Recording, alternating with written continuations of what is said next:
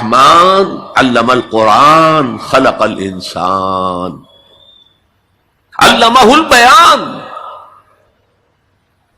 انسان کو جو صلاحیتیں دی اللہ نے، ان میں سب سے بڑی صلاحیت قوت بیان ہے.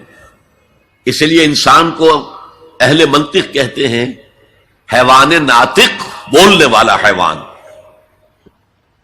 یہ اپنے آپ کو ایکسپریس کرنے کی صلاحیت. یہ تمام صلاحیتوں میں چوٹی کی صلاحیت ہے.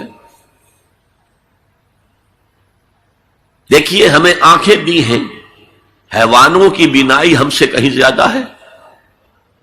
ایسے حیوان بھی ہیں کہ جنہیں لائٹ کی ضرورت ہی نہیں، بغیر روشنی کے دیکھتے ہیں. یہ باز اور شاہین بڑی بلندی سے زمین پر پڑی ہوئی سوئی کو دیکھتے ہیں. سماعت ہمیں دی تو بہت سے حیوانات کو ہم سے بہت زیادہ سماعت دی. آپ گھوڑے پر سوار جا رہے ہیں، آپ نے کوئی آواز نہیں سنی، گھوڑے نے سن لی ہے، اس کی کنوتیاں کھڑی ہو گئی، اینٹینا کھڑے ہو گئے. سوار کو معلوم ہوا کوئی خطرہ ہے، اس نے تو کچھ نہیں سنا تھا.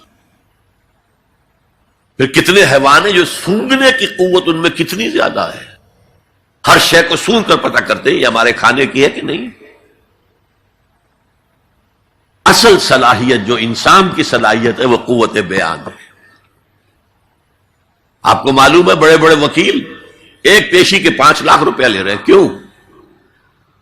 ان کے اندر بیان کی صلاحیت زیادہ ہے، جو مقدمے کو خوبصورتی سے پیش کر سکتے ہیں. ورنہ وہی قانون پڑھنے والے جو ہیں وہ کلا وہ جوتی پٹخارتے پھرتے ہیں، کوئی ان کو پوچھتا نہیں.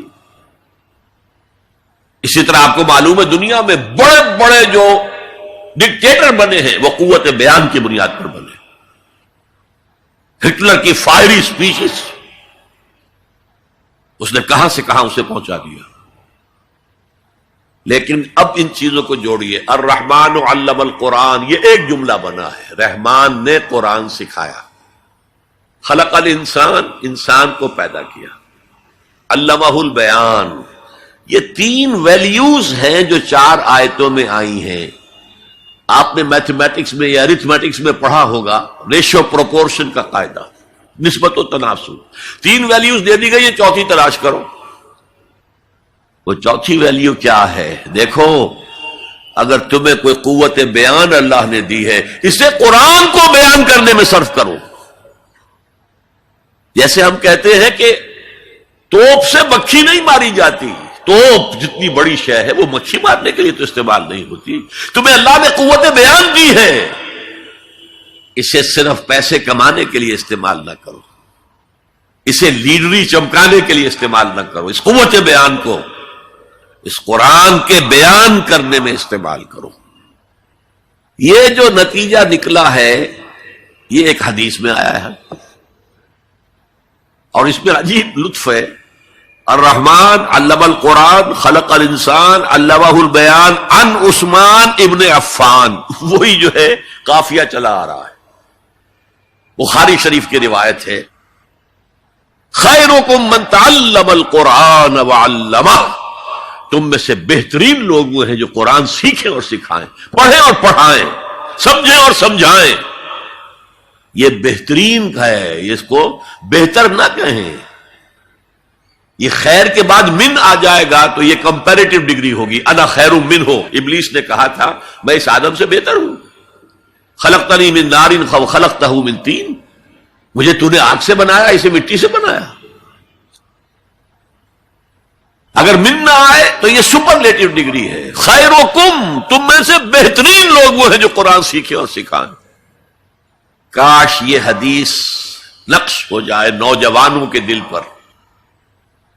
کیریئرز کی تلاش کرتے ہیں، MBA کر لیں، کمپیوٹر میں MS کر لیں، کیریئر بنے گا، تنخواہ اچھی ملے گی. وہ سارا کچھ اس دنیا کے لیے، عارضی دنیا کے لیے، عارضی زندگی کے لیے ہے اور کچھ بھی نہیں. حضور فرما رہے سب سے اونچا کیریئر یہ ہے قرآن پڑھو اور پڑھاؤ. اور یہ تو ہمارے ذمے لگا کر گئے حضور. ختمہ حجت الوداع میں کیا کہا تھا؟ میں صرف تمہارے لیے تو نہیں بھیجا گیا تھا، وَمَا أَرْسَلْنَاكَ إِلَّا كَافَّةً لِلنَّاسِ بَشِيرًا وَنَذِيرًا، اے محمد ہم نے آپ کو نہیں بھیجا ہے مگر ساری نوع انسانی کے لیے بشیر اور نذیر بنا کر۔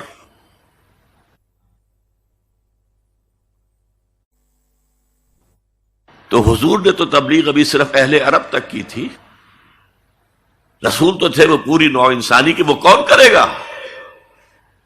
وَكَذَلِكَ جَعَلْنَاكُمْ أُمَّةً وَسَطًا لِتَكُونُوا شُهَدَاءَ عَلَى النَّاسِ وَيَكُونَ الرَّسُولُ عَلَيْكُمْ شَهِيدًا۔ ہم نے تمہیں امت بنایا، کس لیے بنایا؟ خیر امت بنایا، امت وسط بنایا، درمیانی امت بنایا، ایک کڑی ڈال دی ہے۔ دیکھیے حضور سے پہلے رسالت دو کڑیوں پر مشتمل تھی صرف، اللہ سے جبرائیل نے لیا اور وقت کے رسول کو پہنچا دیا، اب وقت کا رسول پہنچا رہا ہے آگے۔